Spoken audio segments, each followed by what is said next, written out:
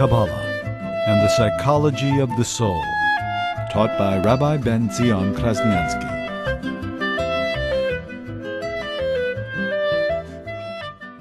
What's unique about the mitzvah of bris is that it's a mitzvah that becomes part of your body.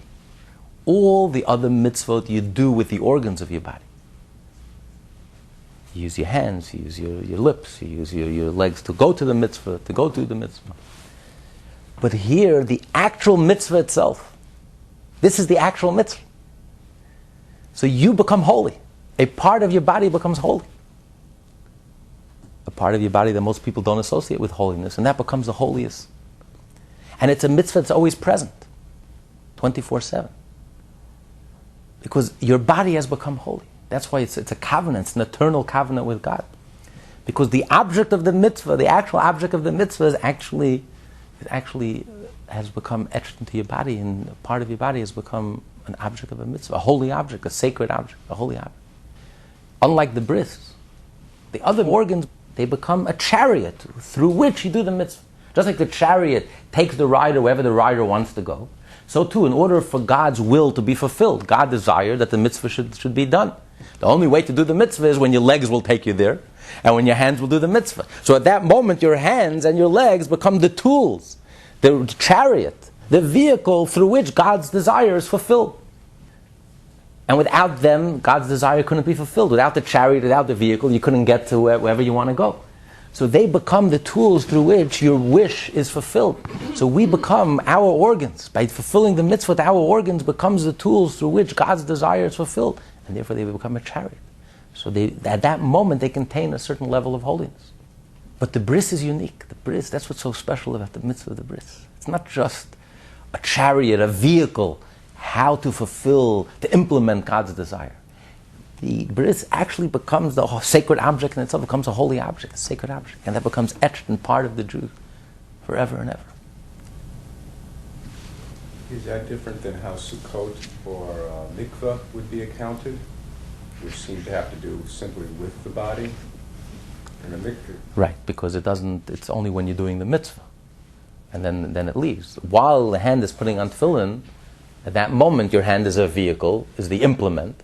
While your hand is lighting the Shabbat candle, at that moment your hand is implementing the will of God. The only way to fulfill this desire is by physically taking the match and using your hand, striking the match and lighting the candle. So at that moment you become a vehicle to express God's will. So you acquire a certain level of holiness, as unified as a vehicle could become with its rider. But the mitzvah itself, the object of the mitzvah itself, the bris, that is the mitzvah, that is the desire of God. So that becomes a sacred object. That becomes like a body to a soul, like the organ to the soul. The relationships of the organs to the soul are inseparable, and they've emerged into one. So too, the sacred object becomes a sacred object, becomes a holy object. They merge, they become inseparable with God. And that's bris. And that's why Avraham, although Avraham fulfilled the entire Torah mitzvah voluntarily, before the Torah was given, this is one mitzvah he didn't fulfill. He waited till the age of 99 to be commanded by God. Because no human being has the ability to take a physical object and to make it sacred, no matter how spiritual you are. Abraham was the mystic par excellence. He wrote the Book of Formation, one of the greatest classical works of mysticism ever written. But no matter how mystical you are, no matter how spiritual you are, you don't have the power to take a physical object and to transform it into something sacred, into something holy, where it becomes inseparable and one with God. Only God could, by commanding us to do the mitzvah, by wishing us to do the mitzvah, and by communicating His wish and His desire and His will, He has the power to empower us. Then when we take that object and we do the mitzvah, then that object becomes a sacred object. So Abraham had to wait till God commanded him. It's the only mitzvah that he had to wait till God commanded him in order to able to fulfill the mitzvah of a bris, which is making that object, his body, into something holy, a sacred object. So the Jew's body becomes holy. The physical body becomes a sacred object, especially that part of the body that that non-Jews don't associate with holiness. And for a Jew, that is the holiest part of all.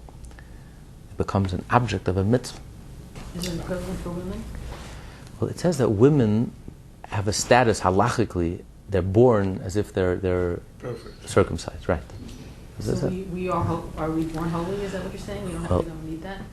Well, it says a woman, the whole being is holy. That's the woman, her whole being. So she's born as if she's in a state of circumcision. Also, husband and wife are like half souls. So when she lights the candles, she's lighting it for him. When she goes to the mikveh, it's called family purity. She's going to the mikveh for him. When he puts on tefillin, he's putting on tefillin for her. So maybe the bris is also for the whole soul, for everyone. Obviously, the mitzvot that require sacrifice, or the mitzvot that are difficult, or also in the positive. Everyone has a mitzvah. As discussed elsewhere in the Tanya, everyone has a mitzvah that inexplicably, this is your mitzvah. Can't explain it, but out of the 613 mitzvot, this is your mitzvah. You respond to this mitzvah. For one person, it could be visiting the sick. That's your mitzvah. You go crazy about it. It's just, this gives you energy. This enthuses you. This is what gives you energy to do all the other mitzvot. Everyone has their favorite mitzvah. Inexplicably, you can't explain it, but this is your portion. This is your gateway that opens up the path for all the other mitzvot. So a person has to know both the positive. You have to know what is your strength, what is your uniqueness, what excites you, what really gets to you in a very positive way, and that unleashes all the energy inside. It gets your juices flowing. That's your inheritance. That's your lot in life. Also, in the challenging area, what's the most difficult part in your life? That's also your lot in life. That's customized, that's unique to you. And unless you deal with it, that's where your Fort Knox is. That's where your gold is buried. The only way you're going to unlock and unleash all the energy in your soul is when you deal with that difficulty, not ignore it. And of course, that has tremendous, tremendous value. So even when you just do the mitzvah, it seems to be you're just doing the mitzvah mechanically and by rote. Deep down, your soul is on fire. Whether you're aware of it or not, our soul is on fire. So when you do the mitzvah, it touches you in a very deep place, not on a conscious level, because you're asleep, but it's there. And it doesn't change the effect of the mitzvah. The effect of the mitzvah, you've done something holy. It may be covered up, and you don't realize it. And that's sad. That's a tragedy. That's what we call exile, a spiritual exile. You're doing the mitzvah. You're a body to God. You're inseparable and completely united with God, and you're asleep. You're doing it begrudgingly. You're doing it perfunctorily, joylessly, without passion, without life. That's the saddest thing of all. That's really, you're doing something so profound, and yet it's so dark, so joyless, as if someone is forcing you to do it, by rote, or for all the wrong reasons, for ulterior motives. Lightning is going to strike me, God is going to punish me. I mean, right now you're achieving the ultimate, the unity with God. Something that the angels could only be envious of you and jealous of you. The angels could only dream of something like that. They don't have that opportunity. You can meditate for 1,000 years. But when you're doing the mitzvah, you become inseparable and united with God. You should be jumping from joy at the opportunity. But when you're doing the mitzvah and you don't realize that it's an opportunity, and you don't realize what a gift and what a blessing and instead you look at it as, they have to go another mitzvah, another obligation, out of guilt or out of fear. That's the saddest of all. That's the greatest tragedy. The religious Jew, who's in a dark place, no joy, no love, no passion, no excitement, no thrill, no kavanah, no soul. That's the saddest of all. But it doesn't change the fact. The fact is, when you're doing a mitzvah, you are connecting with the essence of God. That's why the Torah says a person should always do the mitzvah, even if you're doing it for an ulterior motive. Get on the train. You're on the train. If you don't do the mitzvah, you miss the boat. You miss the train. You can have all the intentions in the world, all the meditations in the world. If you don't physically do the mitzvah, you'll miss the train. Get on the train. So you're in fourth class. You're hiding under the seat. But once you're on the train, then you can move up to first class. He doesn't have to wake up and realize what's going on. Then you can easily transfer it to first step. But you're there. You have the mitzvah. You've done it. The deed is done. You have that connection. The link is there. It's hidden. It's buried. It's concealed, but it's there. The money is in the bank. You're just not accessing it, but it's there. So a person should do a mitzvah even with an ulterior motive, because deep down inside, even when you're asleep, deep down your soul is on fire. There are things happening on a much deeper level and we can't even fathom. And the soul is aware of what's happening. The soul does know, on the deepest levels, the soul knows what happens when you do a mitzvah. And the soul is on fire and the soul is jumping from joy. But on the conscious level, totally unaware of it. Just like within a person, we have different levels of will. There are things that you really want in life. That's your ultimate goal. That's your ultimate desire. And then there are things that you do in order to get what you really want. There are many things you have to do. Many things that perhaps you're not really interested in doing, but the only way to get what you really want. For example, a person works. Not everyone is fortunate to enjoy everything that they do, everything they have to do. But you do it because you want to get paid at the end of the week. Now, why do you want to get paid? That's also not the ultimate desire. There's a reason why you want to get paid. What do you want to do with that money? So there are many layers. Maybe there's something that you look forward to all week, and that's what you want to do, and this enables you to do it. Or a person is amassing wealth, and that's the identity is tied up to your wealth. Whatever it is, but there's the ultimate purpose, the ultimate goal. But in order to get to that goal, there are many things I have to do. So that's what we call an external will. In other words, that's just a means to an end. The end, this is where I really come alive. This is what I really want to do. But in order to get to that end, there are many things I have to do. I may not despise it, but I have to do it. It's not that I really want to do it. If I had a choice not to do it, I wouldn't do it. So there are many things in life which are external. We do it, it's a means to an end. But then there is the inner will. And everything in this world is an analogy. Helps us understand God, if we look at the source. So too, there is the inner will of God, and there is the external will of God. The external will of God is God desired a universe. He created heaven, He created earth, He created angels, He created higher levels of consciousness, He created the physical world, He created Wall Street, He created finances, He created societies and governments and people and the whole universe. But what is the inner will? What's the purpose? What's the goal? What's it all about? What does God really want in life? The inner goal is Torah and mitzvah. The whole purpose of creation was, what did God desire? What does God want? He wants us to study Torah and to do a mitzvah. This is the whole purpose of creation. But in order to be able to fulfill that desire, God had to create a whole universe.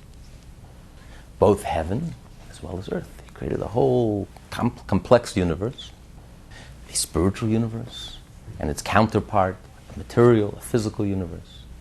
And then we operate within this framework.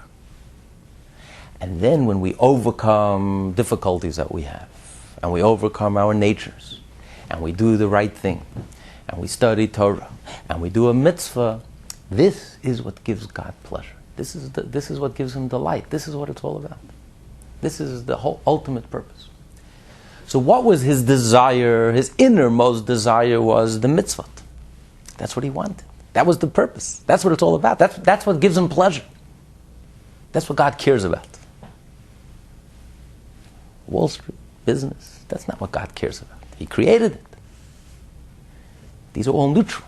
They're means to an end. He created this whole universe in order to be able to enable us to do Torah mitzvah. Because there's a mitzvah, and it's one of the most important mitzvah, to give tzedakah. In order to give tzedakah, you need Wall Street, and you need the whole financial world, and you need currency, and you need money, and you need markets, and you need... But that's just a means to an end. It's what you do with it. It's when you utilize that money, that hard-earned money, and you give tzedakah, this is what gives God pleasure. When you do an act of goodness and kindness, this is what gives God pleasure. That's what it's all about. That's the ultimate goal, that's the ultimate purpose. That's when God, so to speak, comes alive That's his nachas, that's his entertainment, that's his pleasure. But in order to achieve that, God also desired everything that exists. In order to achieve that goal, He had to create a whole world, a whole universe. So the mitzvot are the inner will of God. And they are clothed in all the worlds. In other words, that's the motivation why He created the entire universe. Both the upper worlds, the spiritual realms. Why did God create higher levels of consciousness and angels and all the supernal beings and all the spiritual realms? It's just a means to an end. The end, the ultimate, is this world. Can that be quantified? I mean, is that something that you can say there are more observant Jews at this point in history, therefore the world was better off in general? I mean, how do you know that that's really happening? We see what happened when the whole world became corrupt. It was destroyed, it self-destructed. Because God had no purpose for the world. What's the purpose? There's no purpose. If the purpose is just to be a godless, ruthless society, purely evil and false and full of intrigue and deception, and God has no interest. He saved it because of Noah, because it was one human being, one family who had the more moral and ethics and integrity, a righteous Gentile. In his merit, he sustained the world. Because otherwise God had no interest in it. I mean, what's the point? The world is not an end in itself. It's just a means to an end. As the verse says, the tzaddik is the foundation of the world. The tzaddik is the pillar of the whole world. In his merit, God sustains the whole world. As it says, in certain generations, they never saw the rainbow. The rainbow was the sign of the covenant that God will never destroy the world. But in the generation of Shimon Bar Yochai, the author of the Zohar, he was so righteous that in his merit, he sustained the whole world. There was never a rainbow. I'll never forget when the Rebbe passed away, when they brought the coffin out of 770, it was pointed out by Channel 7, all the TV stations were there. You can see a rainbow came out. Really? That moment was a beautiful rainbow. Was it raining that day? Yeah, it was raining. It started raining. Yeah, it was raining. It was drizzling. It was raining, and you saw a rainbow. It was almost like the only reason I'm not destroying the world now is because there's a rainbow. I made a covenant, but it's in the merit of the tzaddik, who single-handedly, God sustains the whole world because He gives God so much pleasure. The righteous person gives God so much pleasure. That's the whole purpose of creation. Well, in other words, that was the purpose why He created it. Because of the souls of the righteous, when He saw how much good they're going to do, how much light they're going to bring. And despite all the darkness, and despite all the odds, they will overcome their nature and their human weakness and foibles, and they'll have the strength and the courage to do the right thing. This inspired God. That was the whole purpose of creation. That's what motivated it. There was no other reason. There was no other purpose. That's the only thing that delights God, that he finds interesting, that's entertaining to God. Everything else is meaningless, absolutely meaningless, inherently meaningless. It's just a means to an end. So the more we strengthen the core, the essence, the purpose, the more sustenance, the more life, the more blessing there is. And the Torah states it clearly. If the Jewish people will follow the Torah and the mitzvah, the whole world will be blessed. And they will usher in Mashiach. That's Mashiach. And the whole world will be blessed. Because God takes delight in the world. And God sees there's so much goodness, and so much selflessness, and so much kindness, and so much light. Then God blesses the whole world. And vice versa. It's not a punishment, it's a consequence. But this is the motivating force, this is the energy, this is the behind everything. So the entire world, their sustenance is dependent on the performance of our mitzvah. So we are in the engine room, we are driving the whole universe. We have to be careful. What makes a person bad or good? I'm a little bit confused about that. I mean, some people are really mean and can murder people, and so how does a person get to be like that? I don't get it. It's not really so important how and what got them there. It's because we believe that everyone has freedom of choice. Obviously, everyone has their struggle, everyone in their own level. It's hard for us to relate to a person who's tempted to murder. We just can't relate to it. We're not even tempted to murder. It's no big deal that we don't murder because we're not tempted to murder. I mean, it's so foreign to us. We can't think ourselves as paragons of virtue because we're not murderers. I mean, we never even entertain anything like, or we're not rapists or murderers.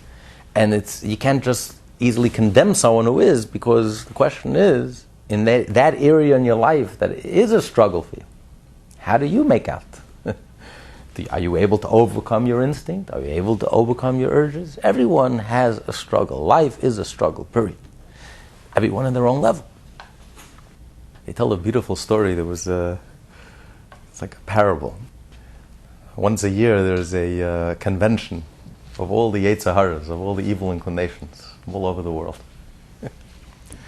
This was in Russia, and there was the Yetzer Hara of Berlin and the Yetzer Hara of Paris. They were the fattest, they were the strongest. They were sitting at the head table at the banquet at the end of the year. Then you had the Yetzer Hara of the city of Lubavitch, very scrawny. He was barely alive. He couldn't looked anorexic, and he's sitting in the back.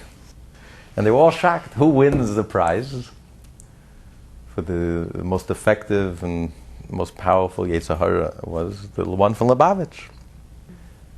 And everyone was stunned. What do you mean? How could he win the prize? Look at the Yetzer Hara of Berlin and Paris. Look how many people they caused to intermarry, and look how many people they caused to sin, and how many people they caused to commit adultery. And the Yetzer Hara in Lubavitch was embarrassed, ashamed. He had nothing to report. What did he have to report? He got a yeshiva boy in the middle of praying. Instead of thinking about meditating on the greatness of God, he was thinking about an explanation in the Talmud, a naughty piece of Talmud. That wasn't the right time to think about it. You have to think about it when you study, when you're praying. You have to think about God. He was embarrassed. He was ashamed of himself. He had nothing to show for himself. And he won the prize. Because it's called trickle-down morality. In other words, when the greatest Jew, when he doesn't live up to his struggles, on his level, when he just coasts along and lives comfortably and doesn't overcome his struggle, that trickles down that another Jew will end up intermarrying or will fail in his struggle. So life is a struggle, but everyone in their own level. But everyone does have the freedom of choice to be able to overcome their urge and their instinct. We're not animals. We're not condemned. Genes are not destined. There are 20 million recovering alcoholics in America who were gene-wise predisposed to alcoholism. So it's not destiny. It doesn't mean you're not an animal. You can overcome it. It may be difficult, but you can overcome it. Everyone has a struggle. Life is a struggle, period. And the purpose of life is not to succumb to your urges, to your instincts, to take the easy way out. The ultimate purpose in life is to be able to rise, to overcome your urge, overcome your instinct.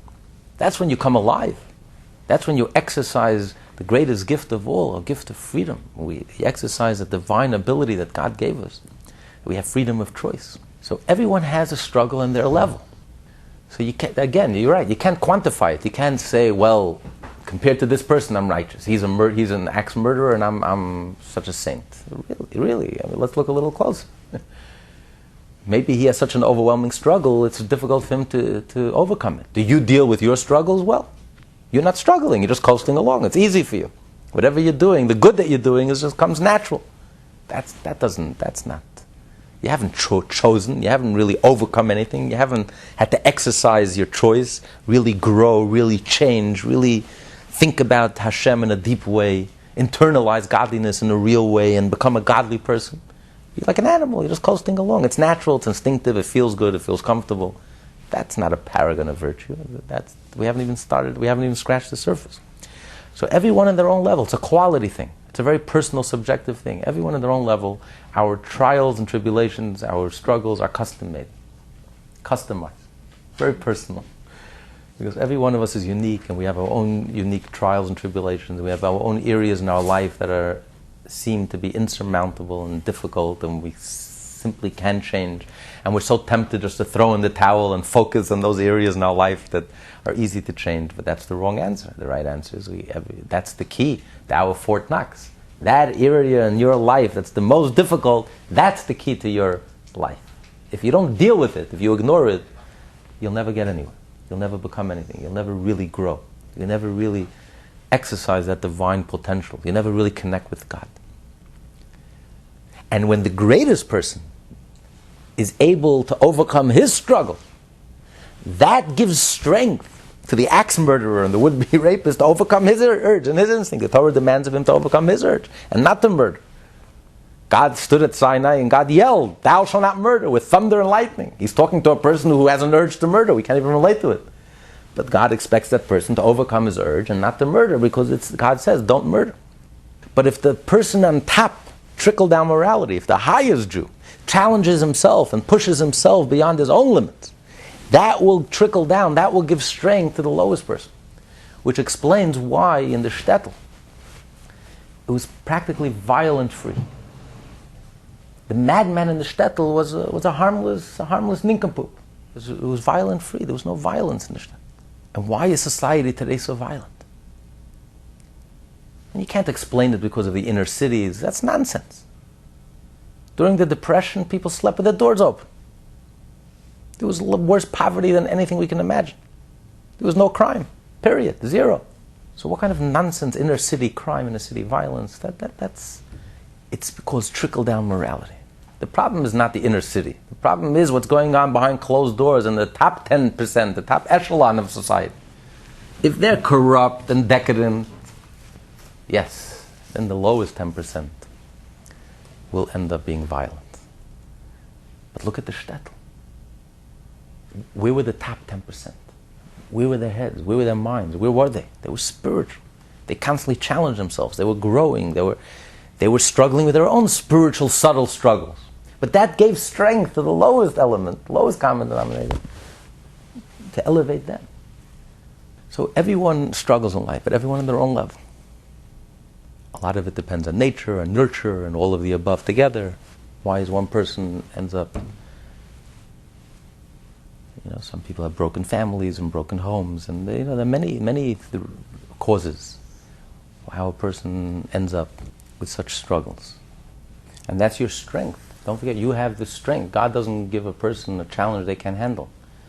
So if you were put into that position, that means that God had given you all the strength that you need in order to be able to overcome that difficult situation. And the greater the difficulty, only means that you have greater strength than average. If you have below average difficulties, greater than average difficulties also means that you have extraordinary strength, above average strength, that you just have to exercise and to utilize.